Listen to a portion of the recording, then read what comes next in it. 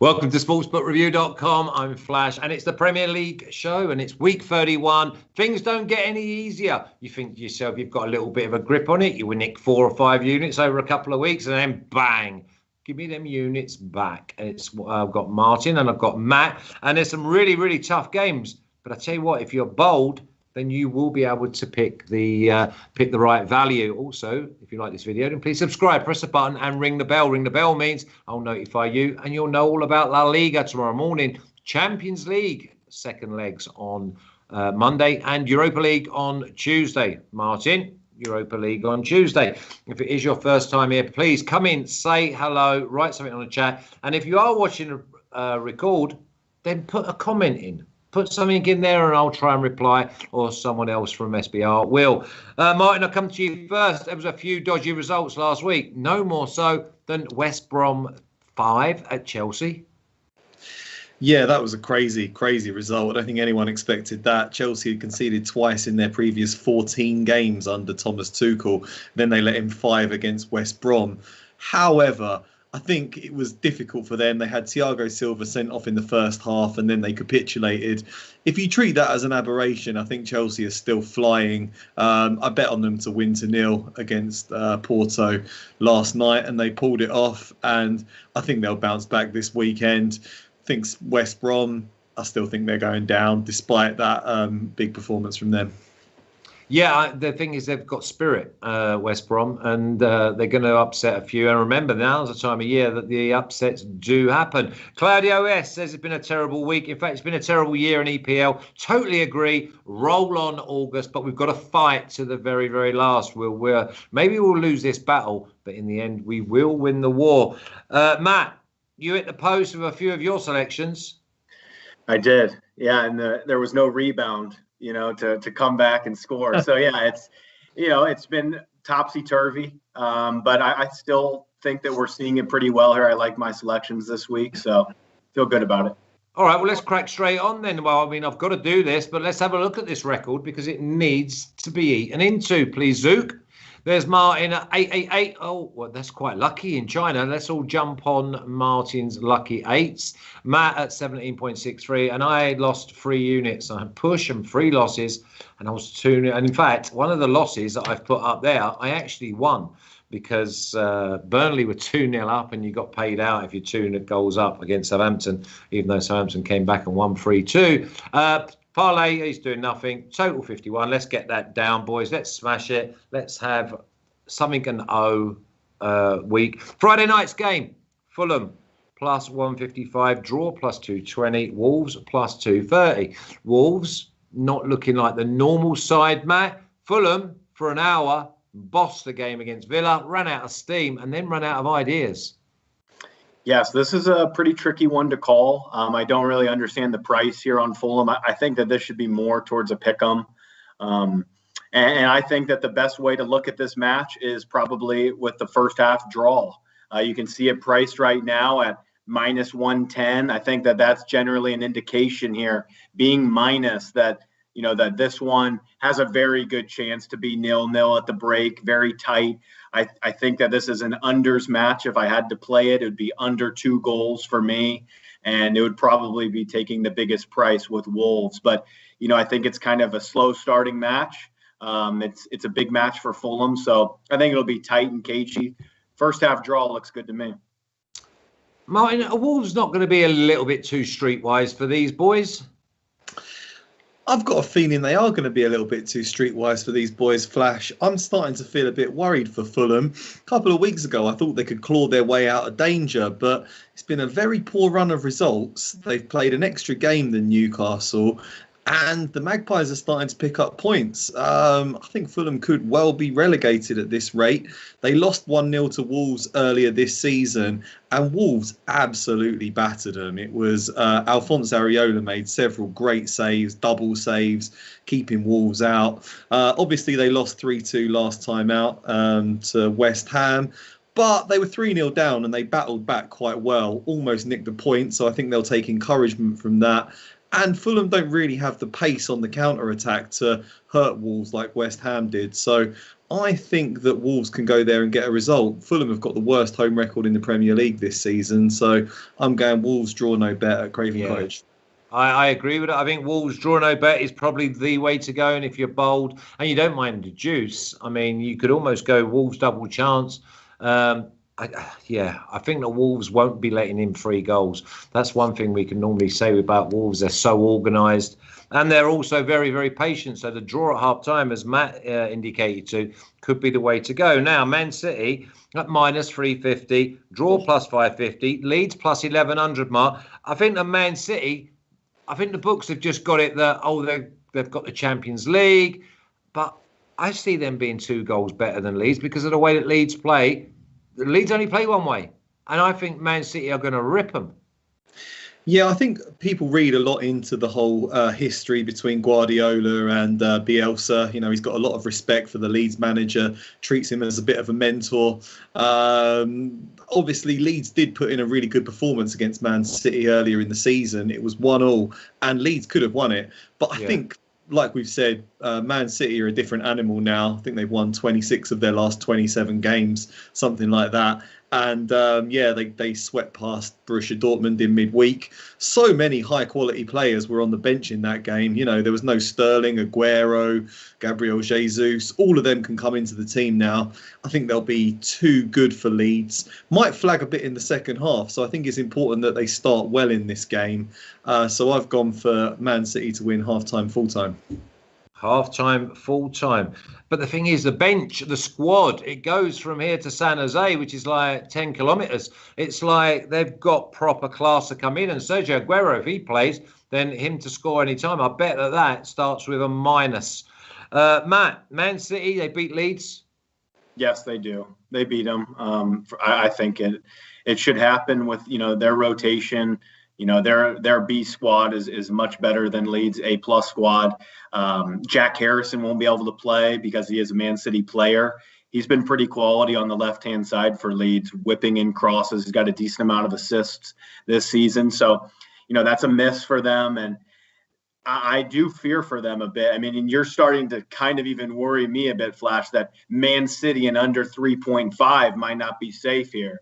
Just because I know that City are going to control this game, but it could even maybe look towards an over 1.5 type of situation. But, a plus 125, I'm going to stick with a bet that's been working. It worked last week. It was the one winner. Man City and under 4.5 last week.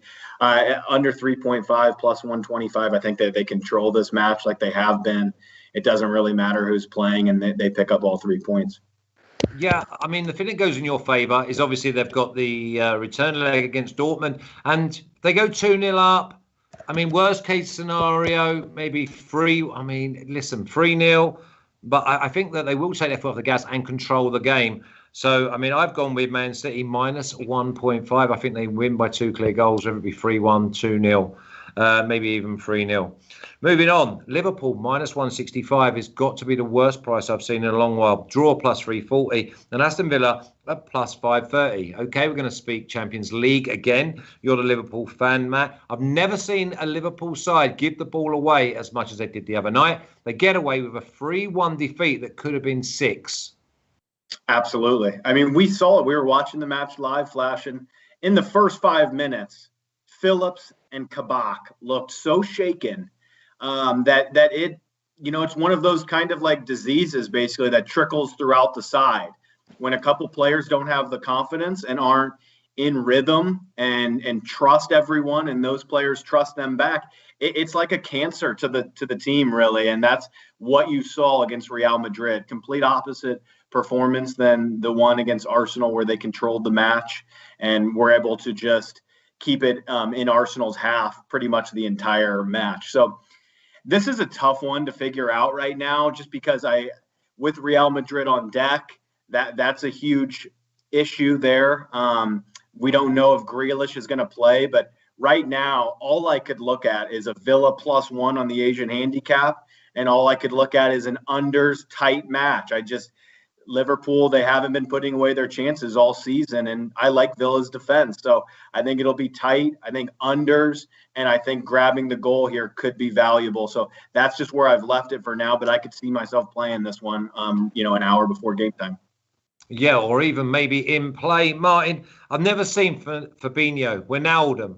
That's the worst game I've seen Mane have in a long while. Salah gets his ball for ricochet. Jota wasn't there. And Keita, well, honestly, if anyone in this world has Keita on the back of their Liverpool shirt, then surely they have got to be absolutely gutted. But I just can't go near Liverpool. So is it leave the game alone? Or do you actually go like a draw half time, or you go unders? Yeah, I think it was a pretty good tactical performance from Real Madrid, and especially from Zinedine Zidane, really. He doesn't get much credit for his tactical acumen. Everyone just sort of says it's all on the players and he just trusts them to do their job. But I think he just instructed, the midfielders to just sit deep, put long balls over the back of Phillips, Kabak and Alexander-Arnold. They just couldn't deal with it.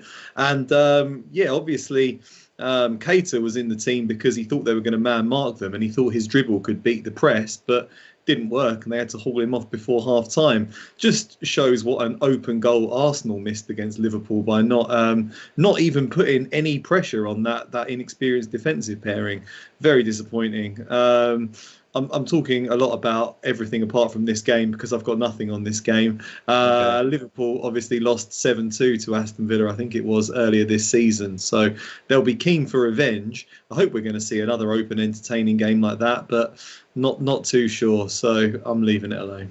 Oh, Jules says in the chat that Jota is so good for, outstanding. And so's Salah, and so's Mane, and so's Wijnaldum, and so's Fabinho. So Robertson had his worst game this week. I just don't feel that all them players are going to play. I think we're going to see the likes of Oxlade-Chamberlain coming in, Origi. I see that there's going to be maybe 5 or 6 different changes. So it's probably a game to stay away from now. If there's another trap, it could well be in South London.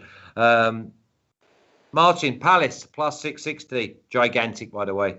Draw, plus 300. Chelsea, minus 165. Looks like an unders. Looks like a typical London derby. And it looks like, for me, that Chelsea, I don't know which one's turning up. I just think the normal Chelsea's turning up. I think, 15 out of 16 games under Thomas Tuchel, they've been brilliant at the back. They've only conceded twice. I'm just treating that West Brom performance as an aberration. They had a man sent off in the first half. They fell apart. I fully expected them to bounce back against Porto, and they did. They won 2-0. And a lot of good players were sitting out of that one. So I think he can shuffle his pack, go down to Selhurst Park, leave with all 3 points. They've won their last 6 games against Crystal Palace. I fully expect them to extend that to 7. Palace haven't got anything left to play for. They're not going down. They're not going to finish in the European. They're just that typical side that you go with them, they get beat. You go against them, they win. Yeah, it is true. They are coupon busters, but I think this is, Chelsea are going to be so fired up. They're only a point behind West Ham. They need to keep winning. They need to get in that top 4. They've got much greater motivation. They're in much better form, and they've got players that they can rotate. They've got good players, good options on the bench. Very impressed with them, apart from that West Brom performance. So yeah, I'm on the away team and unders. Yeah, I analysed the game that they had midweek against Porto. They got absolutely battered. And then in the last half an hour, maybe 25 minutes, they shuffled it, and they look special because they've got so much depth. And it's just if he gets the right balance. I mean, Sean Mack's come in and said, draw half-time, Chelsea full-time. Could be the way to go, Matt. It could be. Yeah, and one thing that I did touch on last week that was the only concern for Chelsea really was N'Golo Kante picked up an injury during international duty, and he didn't start that match. So the best front screen in the world didn't play. What you do with that West Brom result is you crumble it up and you throw it in the trash can, because I don't count that here. I believe that they're going to have to refocus here because they're still top 4 is right up for it. So that's why I don't necessarily think this is a trap. I've been wanting to go against Palace for so long. They have been the coupon busters of the season. I just see that Chelsea, I think Conte will come back into the side. I think that they're going to control this match in a low-scoring victory and kind of go back to what they had been doing the last 15 or 16 matches, really. So Chelsea and under 3.5 for me at plus 105. I liked it.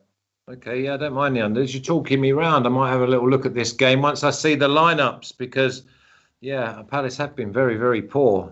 Okay, next game. Got to be a draw for me, especially draw at half-time, Matt. Burnley plus 140, draw plus 220, Newcastle plus 250. I've gone draw half-time here, official, because I don't see that Newcastle can take the game to Burnley. I think they've got to make sure they stay in it. And if they grab something and they win and they get 3 points, then so be it. But the worst case scenario is they've got to take at least 1 point. 100%. And that's where I have gone with the draw here. I've played the draw. I think that, Steve Bruce, they need to come in here and at least be thinking, we've got to grab something from this game. It's going to be very interesting. The lineups are definitely something to look at because Newcastle are starting to get some of their attackers back. But you know that Burnley is going to scrap and fight for every single ball. They're going to outwork Newcastle. So it's really one of those where I can't split them right now. So I've just gone down the middle with the draw. Yeah, I don't blame it. And sometimes that's the best one. You can't split it. Don't look to try and split it, Mark. Yeah, I totally agree. I think these teams are very evenly matched in terms of quality, very evenly matched in terms of their attitude. Neither is an amazingly technical team. They both fight. They've both got a lot of big players. They've both got a bit of quality up front. And yeah, only 4 points separates them in the table. It looks like Newcastle are the more imperiled out of the two.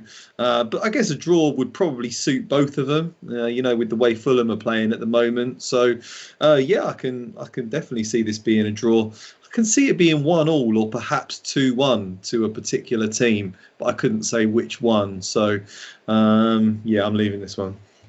Okay, we'll go on to the next game, and there's a bit of more disrespect towards the Hammers. West Ham at plus 220. How that price is about, I do not know. Draw plus 240, and Leicester at plus 145.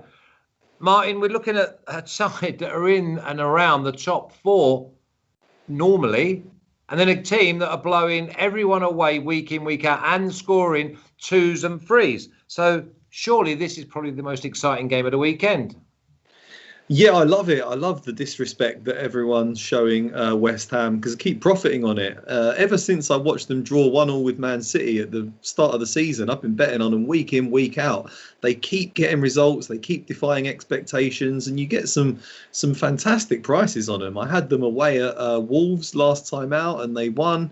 Really, really attractive odds. But having said that, Leicester also been terrific this season. That's why they're 4th and 3rd respectively in the Premier League table. Even when he's had injury problems, Brendan Rodgers, he's adapted his tactics and they've kept on winning. They've got quality attacking players. Both of these teams are quality in attack, but there are still slight question marks over both defences. So I've just gone both teams to score. I mean, there is some people that are going to think that Leicester are value at plus 145 on the road, but surely something like the Alex Classic, both teams to score over 2.5. Don't care who wins. Matt. I agree. Yeah, it's hard for me to pick a winner on this one. That is the struggle that I really had drawing this one up.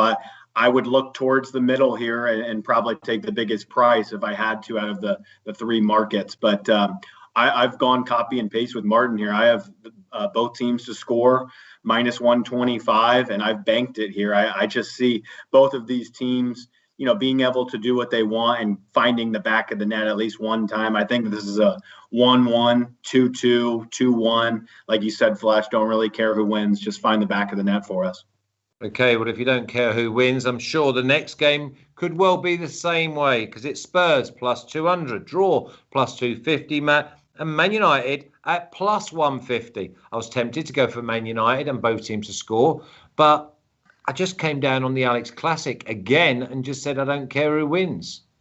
Yeah, it's not a bad look here. I mean, this should be an Alex Classic. It's one of those top six clashes. Mourinho could muddy the waters a little bit, and it could stay under like so many have this season. I've gone with United, draw no bet here. I just have. I don't think that Spurs have it in them. United have this factor too, where I had the draw last week. I thought I was going to cash that draw with United and Brighton, and United just keep on coming in waves in the second half. Ever since Pogba's come back, they look like a different side. They look like the side that should hoist the Europa League title this season. They have it all when they've got Fernandez and Pogba and everyone up top. They just never really say die here. So I just think if I can get a normal Manchester United performance here, I think it should be too much for Spurs. We saw what Arsenal were able to do just a few weeks ago. Just give me an average or a slightly above average. United shouldn't lose this match. Draw no bet is the safe way. Yeah, and it was, if I remember rightly, it was Spurs who went to Old Trafford and scored 6 earlier on in the season, Martin, and I was on Man United that day, and I think I went 1-0 up after like 2 minutes, thinking I knew everything, and I got beat 6. They did. That's the problem with Spurs, isn't it? They've got some world-class attackers. When they turn it on, they can destroy any team. It's more a question of attitude sometimes and defensive, just inability to defend. I suppose this is a difficult one because obviously Man United are in Granada right now playing. Spurs have had the week off. Man United could come back a little bit jet lagged. Spurs won 6-1 when they played earlier in the season. A lot of that was down to Son and obviously Martial being sent off. Oh yeah, he really. It was it Lamella who really bought that red card. Mm-hmm. Yeah. Who else would it be? That was classic Eric Lamella, who is quite literally the most loathsome footballer in the world. Don't like him at all. But yeah, I think probably past this one. It looks a bit too close to call for me. Okay, too close to call. I don't fancy the next game's too close to call if we get the right performance. Sheffield United plus 555, draw plus 300, and Arsenal at minus 155. I think we get better value by combining the Arsenal win with something, Martin. Yeah, I think you're right, Flash. Since this video started, Arsenal have hit the woodwork twice against Slavia Prague. Willian curled a free kick onto the post and Lacazette hit the bar and he's just missed an open goal. So while Arsenal should be winning, they are not because they're not clinical enough in front of goal. But I think they should be good enough to come on. They've got to be good enough to beat Sheffield United. I think the once mighty Blades have lost 24 out of 30 games so far this season. And they look a little bit lost since Chris Wilder left. So this is more a reflection of how bad Sheffield United are than how good Arsenal are. But I think, Arsenal have got to go there and get 3 points. Aubameyang's not playing tonight. He could go in the team. He's got a point to prove. I think they should do just about enough to scrape victory. So, yeah, I think I've gone for Arsenal and under 4.5 goals. You can even go for Arsenal and under 3.5 goals if you want more value. Yeah, I've gone Arsenal minus 1.5, Matt. I mean, this is one of those. This looks like low-hanging fruit. I think that we're getting a little bit better price here from Arsenal's performance last weekend. Obviously, the Europa League that's going on right now is going to be baked into this price a little bit. But this is Sheffield United, and if Arsenal can't go there and grab 3 points, I don't know what else to say, really. This should be low-hanging fruit. I haven't included it on my top picks, but this could be one that I would definitely sign off on in a parlay. I think the United under 4.5 goals. That's the way I would play it. Okay, well, next game I've had to leave alone because I cannot get the right price on West Brom. West Brom plus 270, draw plus 230, and the Mighty Saints at plus 120. Mighty Saints. No value there, Matt. Maybe there's goals in this one, though, from both sides. So, again, we're looking at the potential of an Alex Classic. There's a theme this week that there should be goals in nearly all the games, maybe apart from Burnley and Newcastle. I couldn't agree more. That is the one thing that I circled here. Don't love the price of Southampton here. Like the goals market. Over 2.5 goals is at 1.95. It's not a bad price. Nice. If you want to do the both teams to score an over and get a 2.3 or something like that, then feel free. I think that should come in too. I would rather just go with the over 2.5. It's basically at even money. So that's what I like here. I think that you're onto something here, Flash. It looks too good to be true, minus 105, doesn't it? because you know that West Brom are going to keep going. Yep. You know that Southampton are decent on the break from set pieces. West Brom have been struggling from set pieces. Martin, surely that 105, if you haven't done it, maybe you should be adding it. Yeah, maybe I should, Flash. I think I just got to so many tips by this point. I didn't want to. I didn't want to force you to make your graphic any longer or have you read it too much time. But I do. Yeah, I do like the look of that. Southampton have conceded 9 goals in their last 3 games. That's terrible. And they're having a dreadful since the turn of the year. Their form's been dreadful. But Danny Ings is back. You know, they'll get goals. And West Brom just put 5 past Chelsea. So yeah, why not? Both teams to score. Love it. And what is the Alex Classic price? It's going to be it's going to be at plus 130ish. Plus 125, plus 130. I'm going to add that. I'm going to add the Alex Classic and not worry who wins. Last game. I'm probably going to add this as well. I mean, it's crazy that I'm starting to see the value now.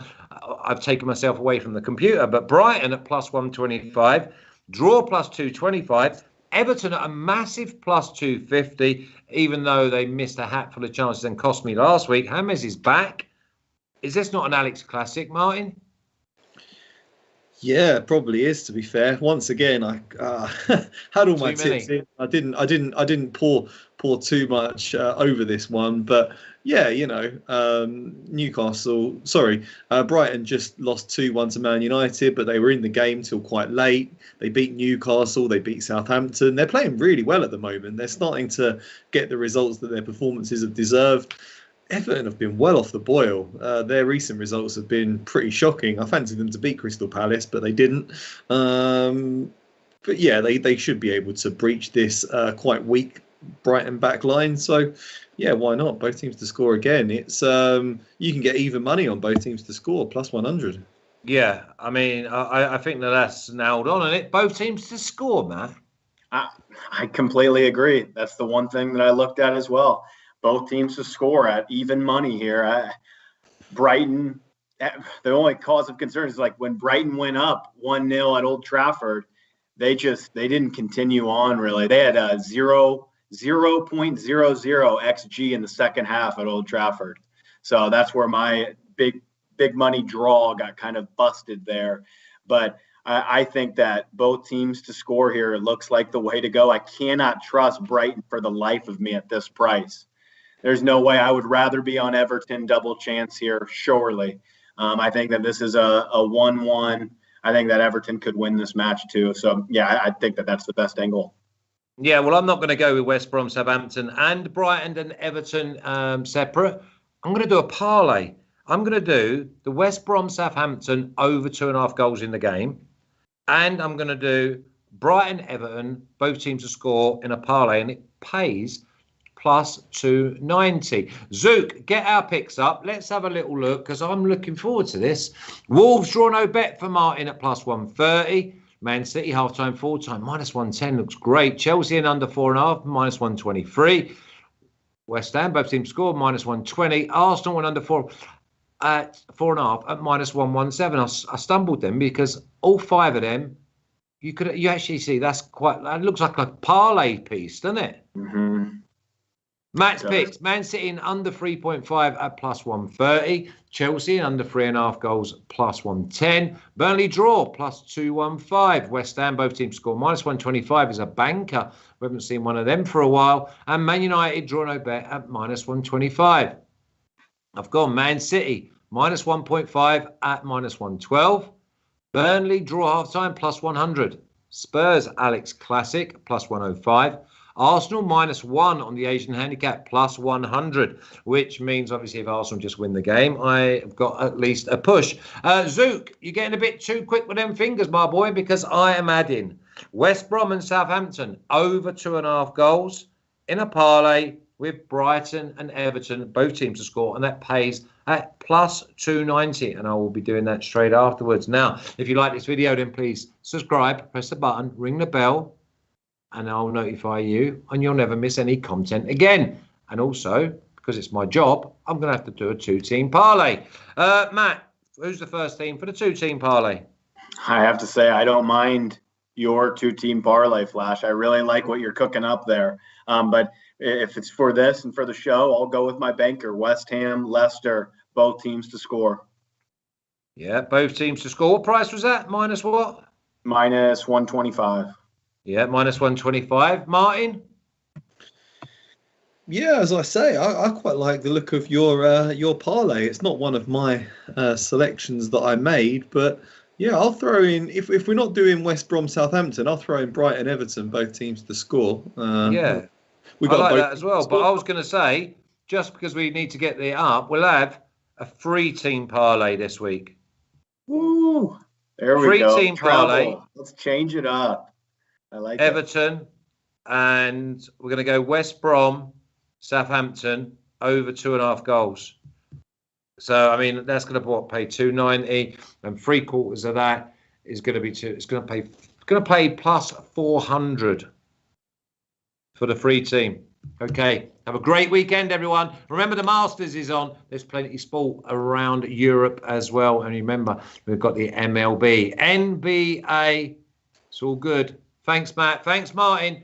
I'll see you tomorrow with La Liga. We've got Paco from La Liga Lowdown. And Monday, the Champions League second legs. Some big teams. Hasta la vista, baby.